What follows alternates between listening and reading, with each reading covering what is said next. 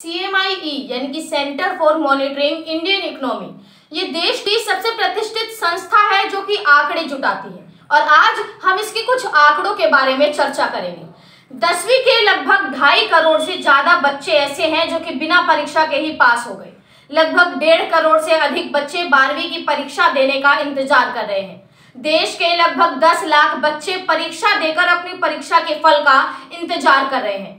देश में 15 से 35 साल तक के लोगों की उम्र की तादाद लगभग 50 करोड़ से अधिक है।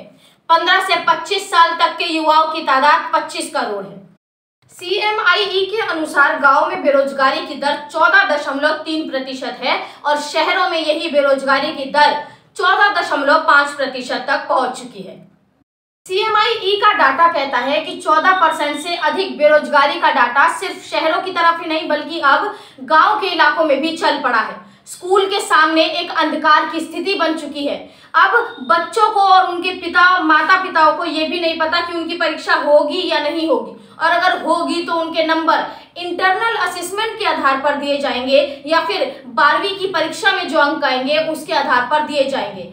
इस देश में अभी भी शिक्षा मंत्री, प्रधानमंत्री, हमारे गृह मंत्री और चुनावी चाचा जैसे लोगों को शिक्षा से या देश से कोई लेना देना है ही नहीं। हमारे मोदी जी जो खुद पहले MA करते हैं और उसके बाद में BA, लेकिन आज इस देश में युवाओं के लिए फिक्र करने की जरूरत है। आप यकीन नहीं करेंगे, लेकिन आज इस देश की स्थिति ये हो चुकी है कि युवाओं को दे पाने की कोई भी स्थिति अभी तक नहीं दिख रही है, जबकि दुनिया में सबसे अधिक युवा वाला देश भारत है। आज लोग जो रिटायर हो रहे हैं या होने वाले हैं, उनके बच्चों के सामने एक अंधकार भारत है। बच्चे जो कल को शिक्षा हासिल करेंगे तो कहाँ जाएंगे, उनका भविष्य क्या होगा। लेकिन जैसा कि आप देख रहे हैं कि पिछले लगभग 18 महीनों से देश ठप पड़ा हुआ है, लेकिन देश के पास कोई योजना नहीं है कि इन बच्चों का क्या होगा। यही बच्चे जब 25 से 26 की उम्र में जाएंगे तो इनके पास सबसे बड़ा संकट बेरोजगारी का होगा। करोड़ों लोगों ने अपने भविष्य निधि का पैसा निकाल लिया ताकि वे जीवित रह सके और अपने बच्चों की फीस का भुगतान कर सके। लेकिन अब प्रश्न ये उठता है कि क्या जब सारे स्कूल और कॉलेज बंद पड़े हैं तभी भी एक सेमेस्टर में तो असेसमेंट के आधार पर पास कर दिया गया और दूसरे सेमेस्टर की भी यही स्थिति दिख रही है, जिसमें दूसरे सेमेस्टर में भी बच्चे ऐसा लग रहा है कि सिर्फ और सिर्फ असेसमेंट के आधार पर ही बच्चे पास कर दिए जाएंगे। सरकार पूंजीपतियों के तो ऋण माफ कर सकती है, लेकिन बच्चों के स्कूल और कॉलेज में दी जाने वाली फीस माफ नहीं कर सकती। सुप्रीम कोर्ट में केरल के एक शिक्षक ने एक याचिका दायर की, जिसमें उन्होंने ये कहा कि कम से कम 12वीं की शिक्षा की परीक्षा तो ले ली जाए। लेकिन कमाल है हमारी शिक्षा व्यवस्था, जहां पर परीक्षा कराने के लिए भी PIL यानी कि जनहित याचिका डालनी पड़ती है।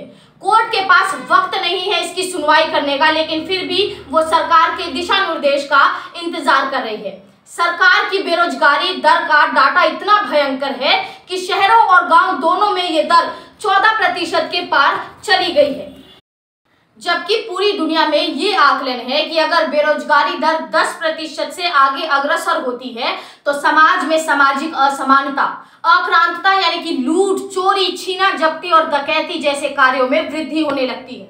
आज देश के नंबर 1 शहर कहे जाने वाले, देश के नंबर 1 मेट्रो शहर कहे जाने वाले दिल्ली, चेन्नई, बेंगलुरु, अहमदाबाद, हैदराबाद ऐसे शहरों में आज नौकरी के नाम पर शून्य है। यहाँ तक कि जिनके पास रोजगार है उन्हें भी ऐसी जगहों से नौकरी से यानी कि कंपनी से निकाला जा रहा है, उनकी नौकरी को छीना जा रहा है। आखिर क्यों? हमारा देश किस ओर जा रहा है? क्या हमारे देश के युवाओं का भविष्य सुनहरा है या फिर अभी भी अंधकार है? अभी के लिए सिर्फ इतना ही। अगर वीडियो अच्छी लगी हो तो इसे लाइक, शेयर और सब्सक्राइब जरूर करें। तब तक के लिए धन्यवाद।